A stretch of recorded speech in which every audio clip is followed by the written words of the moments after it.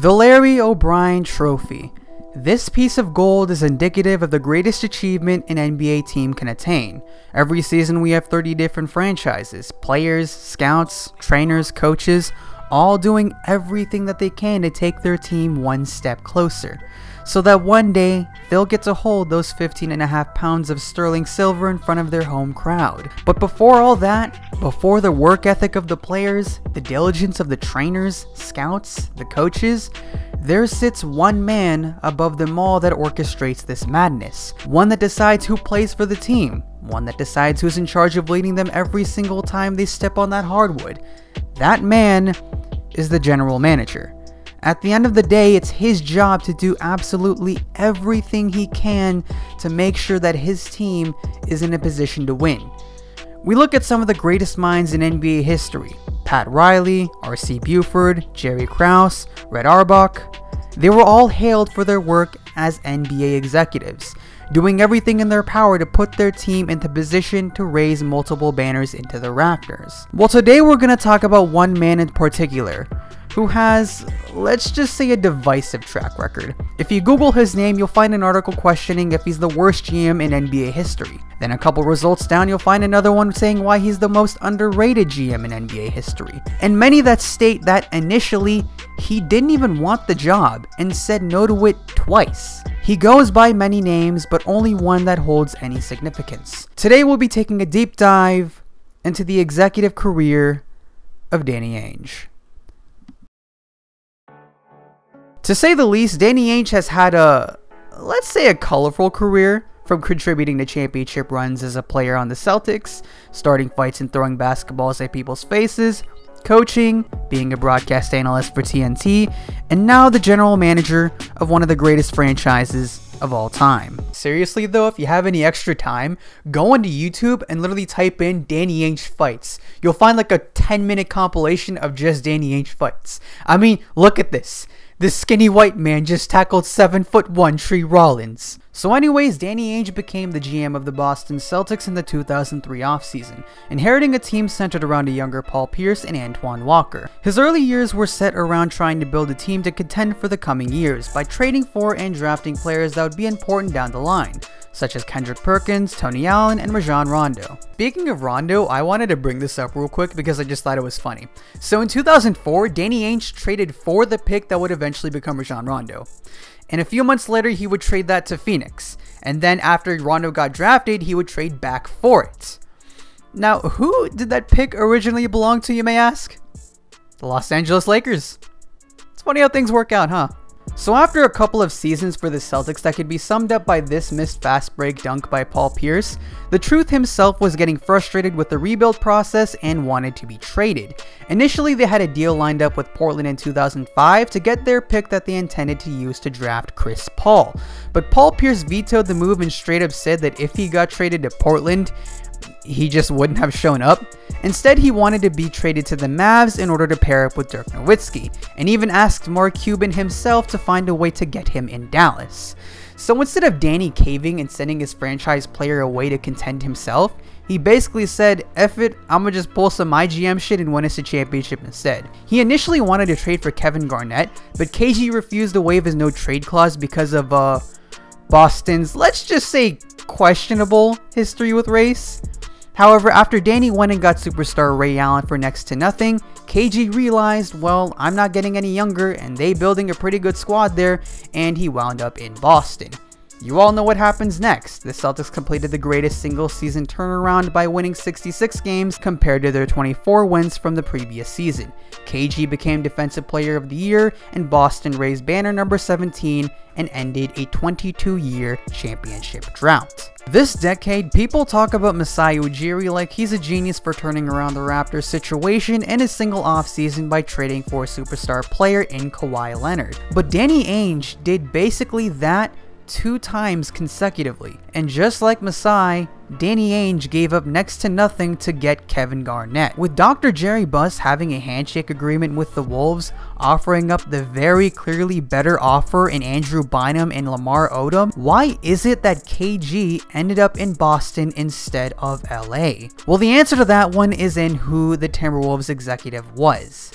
Kevin McHale, a part of the Celtics' Big Three in the 80s and also a longtime teammate of Danny Ainge through those championship runs. Ainge later elaborated on this trade by basically saying that him and Kevin McHale talked about pairing up KG and Pierce for a few years and debated on whether or not Pierce should be in Minnie or KG should be in Boston. Obviously the latter, since, well, yeah. So Kevin Garnett got traded to Boston in exchange for a bunch of pieces that, well, basically became nothing. So this is the first crucial point. Does Danny Ainge really deserve credit for the Kevin Garnett trade? On one hand, you could say that he leveraged his relationship and history with Kevin McHale to get KG for a Black Friday discount in a way that one could call genius.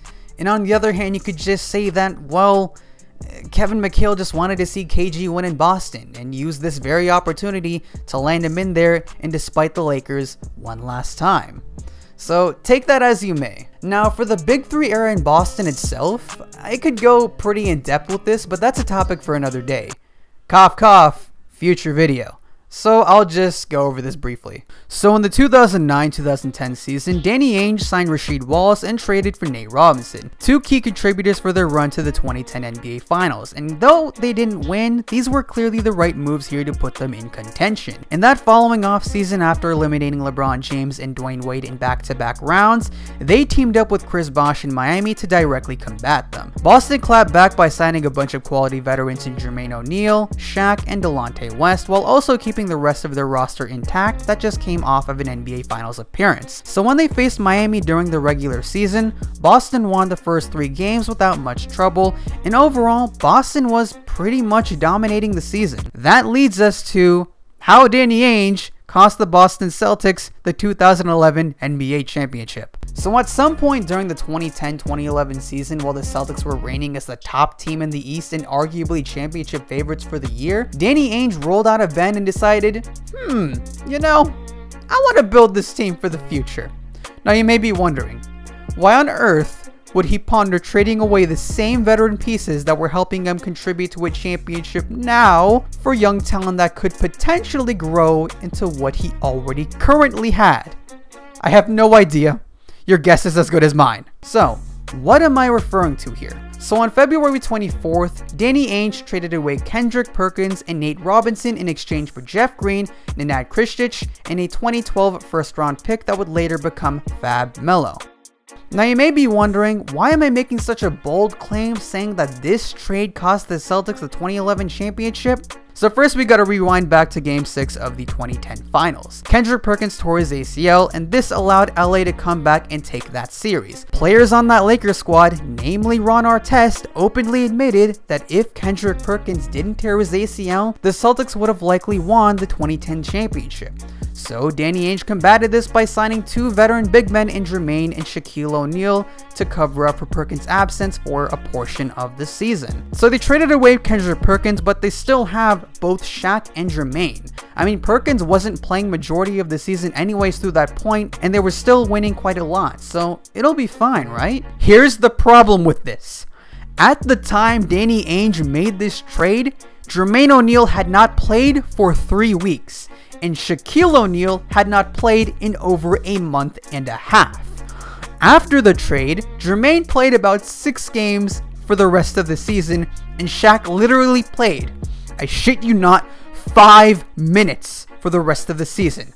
While Kendrick Perkins, after the trade, played almost all of his games for the Thunder and had some pretty good numbers. Nate Robinson was a key contributor for the Celtics finals run that previous season and was pretty important this current season, so it didn't really make much sense to trade him away either. And going into actual player accounts, once Perkins found out that he was traded, the locker room was, for lack of a better term, distraught. There was a lot of crying, anger. In general, the team really wasn't the same after the trade. And if you want me to put this in numerical perspective for you, before this trade was made, Boston had a record of 41-14, including a 3-0 record against the Miami Heat. However, after the trade, Boston had a record of 15-12. And if you include the playoffs, they had a record of 1-5 versus the Miami Heat and fell to them in the second round. Also, if you were wondering about Fab Melo and why you probably haven't heard of him, his most memorable NBA moment was,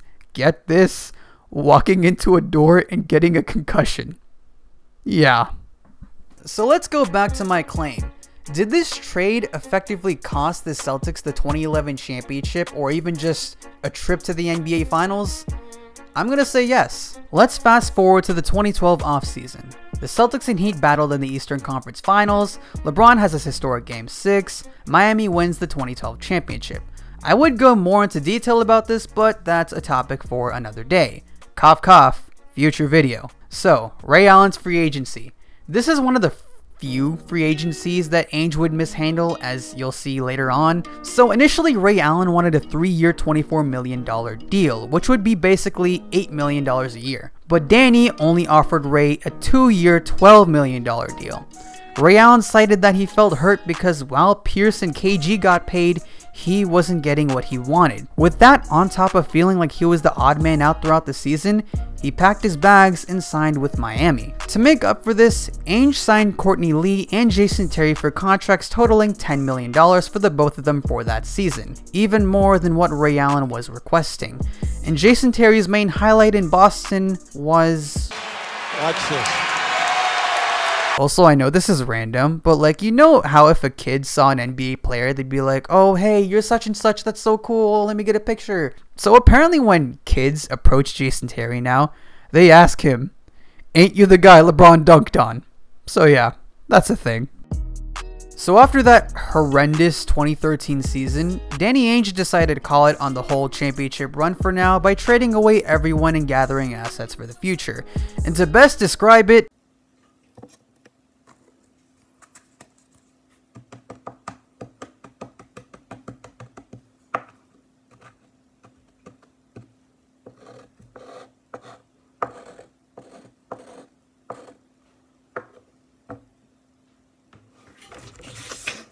yeah, Danny Ainge got a bit of an obsession with first-round picks. I think if he could, he would probably trade his firstborn grandchild for a first-round pick. So, the infamous Brooklyn trade.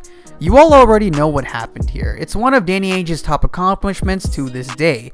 And though it ultimately was a desperate attempt on Billy King to what was now the newly Brooklyn Nets to contend immediately, this set up everything to basically what Boston has now. So, fat dub, Ainge gets all the credit in the world here on this one, no matter how much it gets talked about. And after that, he traded away Doc Rivers.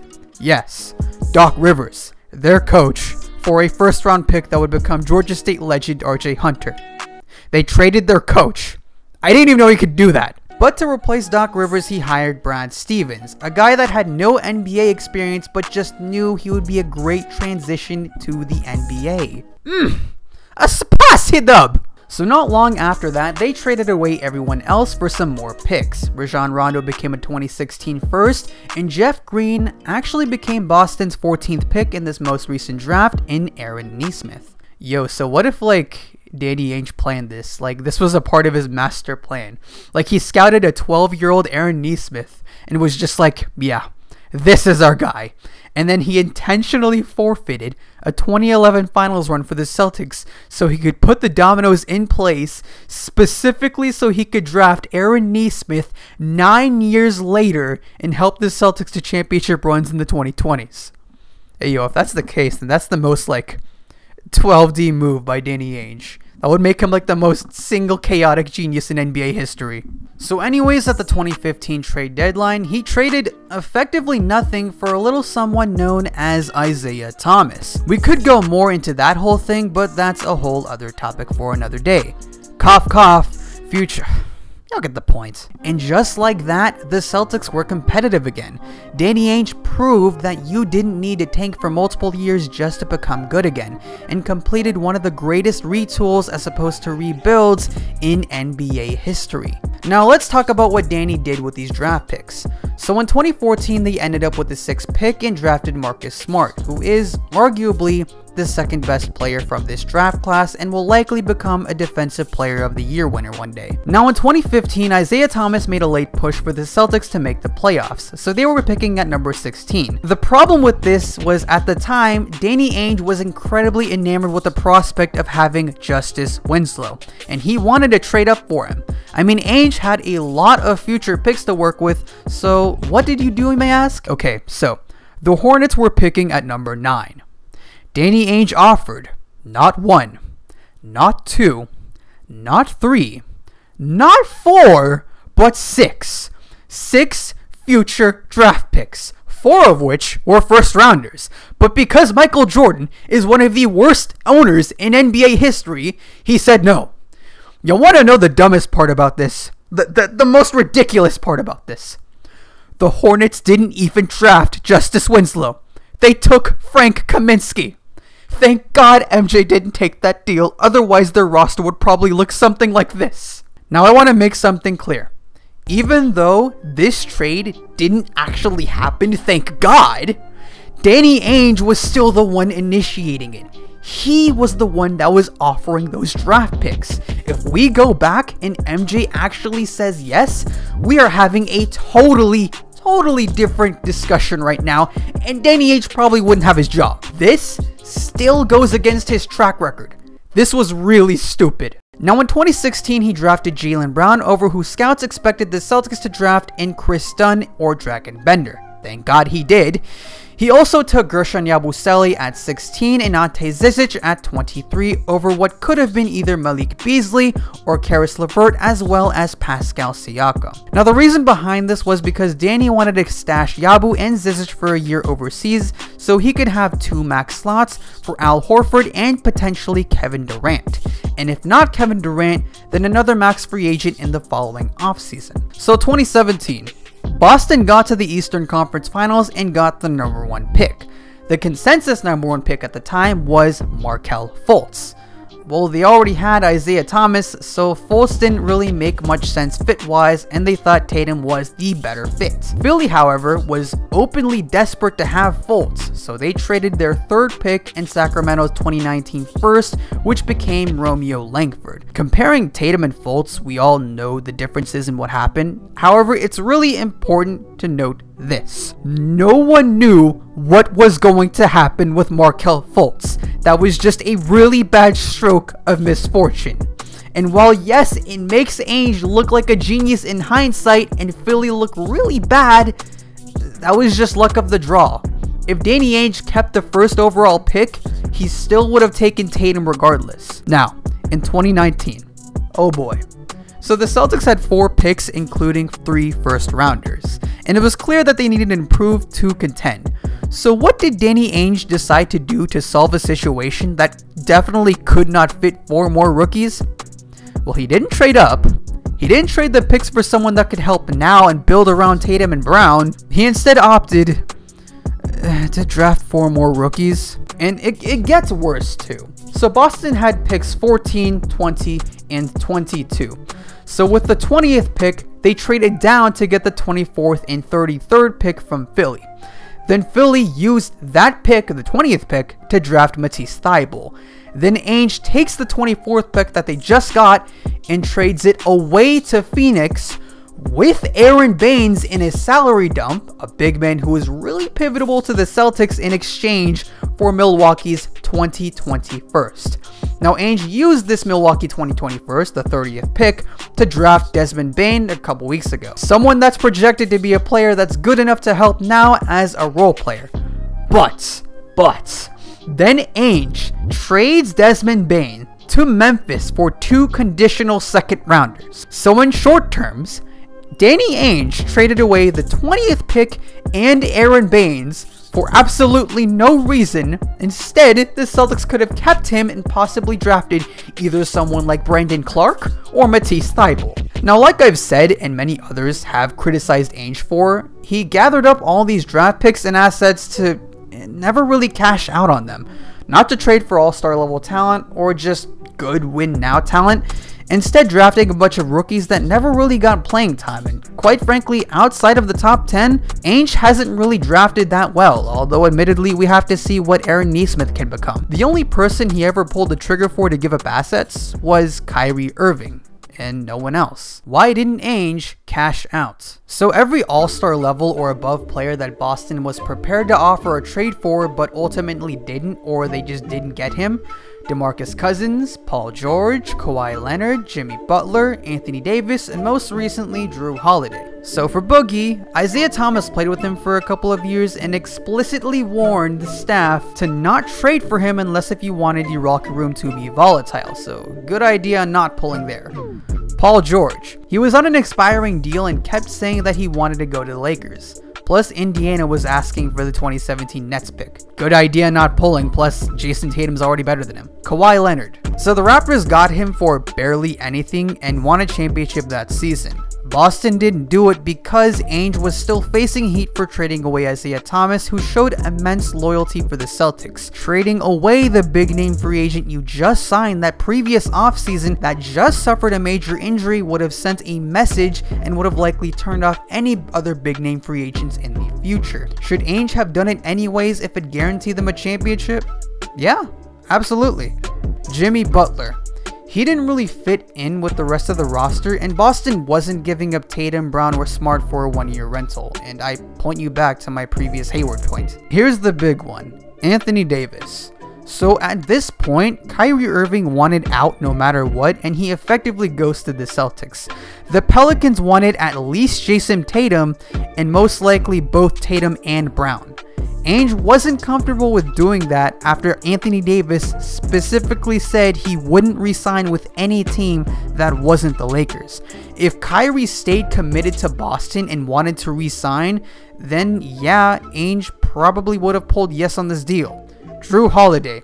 Okay, the Bucks literally offered 5 picks for Drew Holiday. That's just insanity. What about their all-stars? So in recent years, Danny Ainge and the Boston Celtics have done something that they've never really done before. They've signed big-name free agents, and while they didn't get the A-listers like Kevin Durant, they were still able to get the B-list free agents in Al Horford, Gordon Hayward, and most recently Kemba Walker, and even were able to trade for an A-lister in Kyrie Irving. However, Kyrie Irving, Al Horford, nor Gordon Hayward are on this roster anymore, which begs the question, why are their all-star level free agents leaving? Let's break this down player by player. Kyrie Irving. So Kyrie just got disgruntled over the season, as it was very clearly seen, and it had a lot to do with just poor chemistry. Like literally during the All-Star break, him and Kevin Durant were planning on teaming up in the same offseason. Like it was literally on camera. How did they get you at 4K? Al Horford. Now Al Horford, he and everyone else knew that Kyrie Irving was going to leave the Celtics, and he ultimately ended up signing with the Sixers. Now later in an interview, he would say these things that are very important to note. Keep in mind, this is straight from the horse's mouth. Or should I say, the Horford's mouth. I'm sorry, I won't do it again. Okay, 1. They had disagreements in the amount of Al Horford's potential new contract. 2. The reason Al Horford left the Celtics was because he and the rest of the team knew Kyrie was going to leave.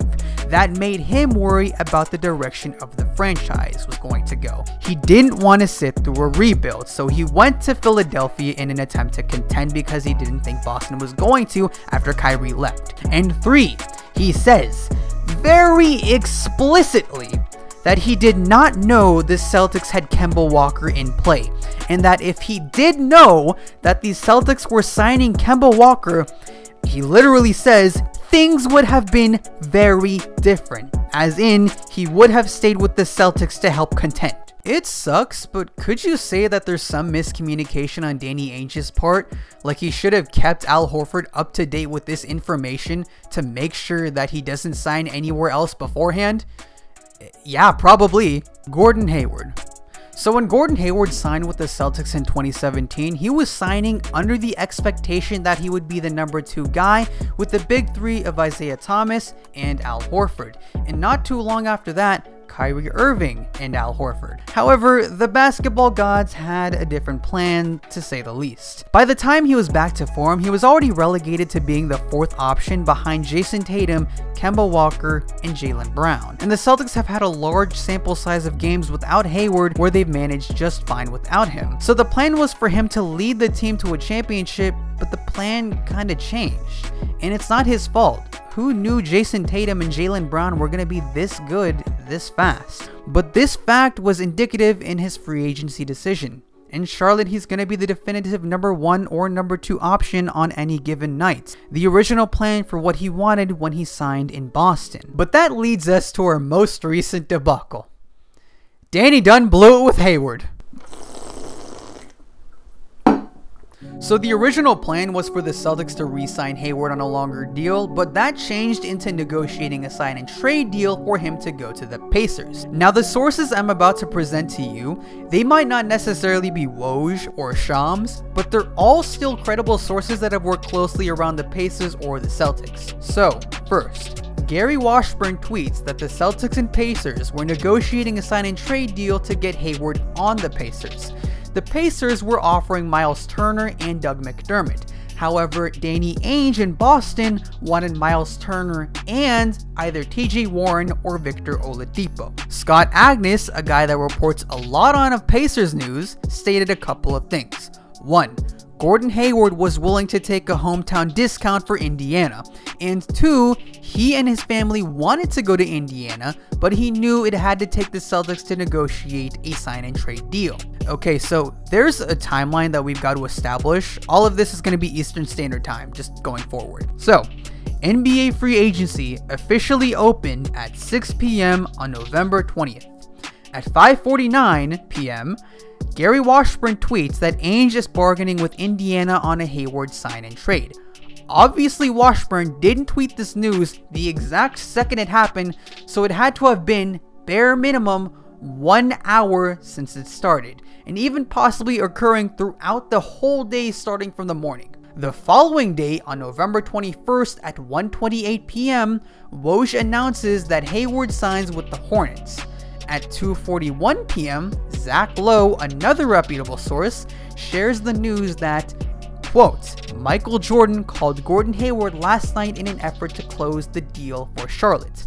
Late last night. Now the time frame on this portion may vary based on your definition, but I'm going to go off the verbiage. If Zach Lowe just said last night, I would assume from anywhere from sunset to 11 p.m. But late last night seems like this means anywhere from 11 p.m. to like 3 or 4 a.m. So putting this on the timeline using modest estimates, Danny Ainge had a full 6 hours to close this sign and trade deal for Gordon Hayward to at least acquire Miles Turner. However, it seems like Danny thought that he had the leverage here and took too long. And that allowed Michael Jordan to swoop in and offer Hayward, 1, more money than either the Celtics or the Pacers could offer, and 2, the exact role on a team that he thought he was signing up for back in 2017 with the Celtics. Trader Danny just took too long. He was looking at ways to pull off his next heist that he could put on his resume alongside the Brooklyn deal, the Tatum deal, the Kyrie trade. And let's say for a second that he was able to pull it off, walking away with a quality young big that can stretch the floor and develop with the Celtics core more than what he could have in Indiana. And a guy that was an all-star, first-team all-defense, and third-team all-NBA looking to prove himself on the last year of his contract. That probably would have put Boston in as the favorites of the East, and I understand why Danny Ainge pursued that opportunity so hard, but it just didn't pay off. Instead of even walking away with that quality young big that would fit perfectly, Danny Ainge came back to the Celtics franchise with nothing. No Miles Turner, no Victor Oladipo, nothing. That was a gamble he just lost. And for everyone that's read up on this situation thinking that there is just absolutely no way that Danny Ainge would have let the opportunity of getting Miles Turner slip from his grasp in pursuit of something greater, from the perspective of someone that's kept a close eye on him over the years and argued both for and against him on both sides of the spectrum, I can honestly tell you that yeah, this is probably what happened. To be fair, if Danny Ainge did pull off this deal, this would be an entirely different section of this video.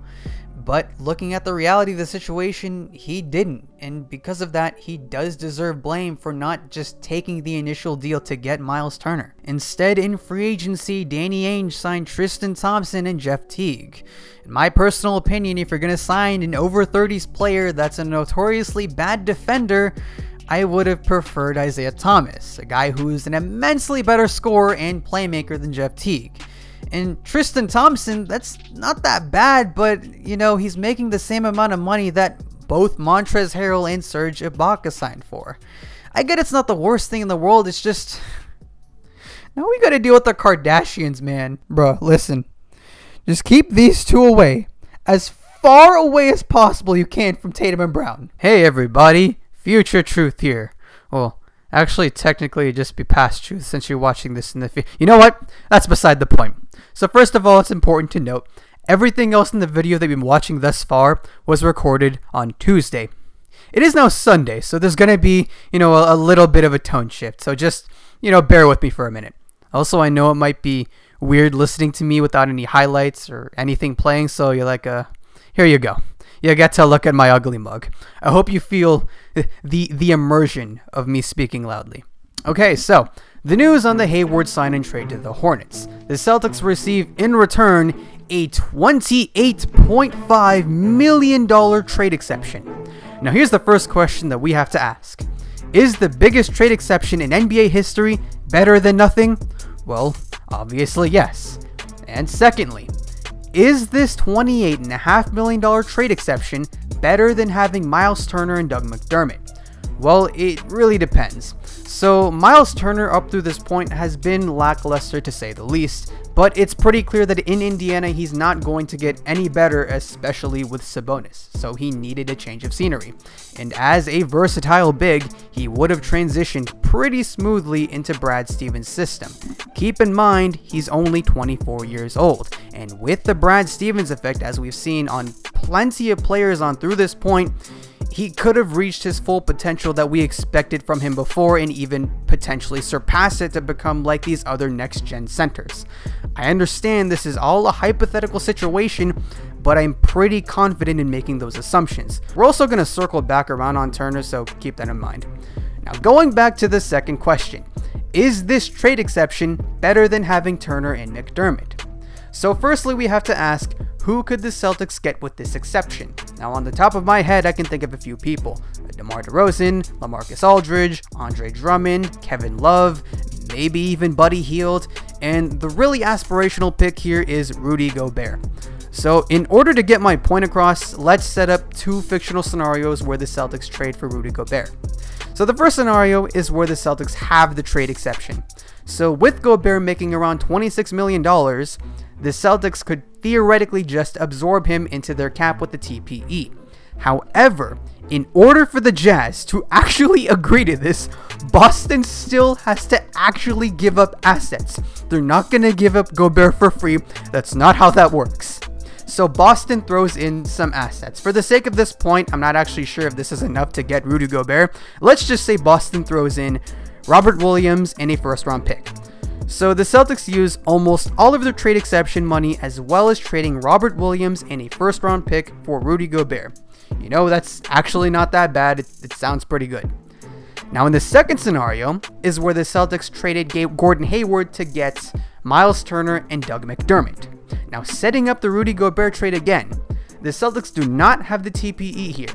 So the players that they'd be sending out to match salaries are most likely, well, Miles Turner and Doug McDermott, and that's it. Boston doesn't have to send out any of their additional assets because these are the assets of value that they are sending out. Do y'all see the point I'm trying to make here? In this scenario, where the Celtics try trading for a great player with a high salary, using the trade exception, they still have to give up their own assets for it to work, whether it be picks, young players, etc. But if they had Turner and McDermott, those would be the literal people on the move. And even if the Celtics had to throw in additional assets on top of those two players to make whatever trade work, in every scenario comparing it to using the trade exception instead, Boston would be giving up less every single time. So in this kind of situation, Danny having completed the Indiana deal would have been better for a future trade. However, let's say Boston decides to use the trade exception to get multiple quality players to fill out their depth. That is a very different story. You could just absorb their contracts without worrying about having to send out someone like a Marcus Smart to match out money. So this is where the trade exception would be better. But because we do not know what Danny Ainge is going to do with this trade exception, we cannot say with certainty if one scenario is better than the other. We have to wait until something happens. Danny Ainge has 1 full year to use the full amount of this TPE. Keep in mind, a lot can happen within a year. Some star level player could demand a trade, and this is the exact thing that would come in handy. With that being said, I can say this thing with 100% certainty. The biggest traded player exception in NBA history is for sure a hell of a lot better than getting nothing. So credit where credit is due. Good job to Danny Ainge for bouncing back and getting at least something of value.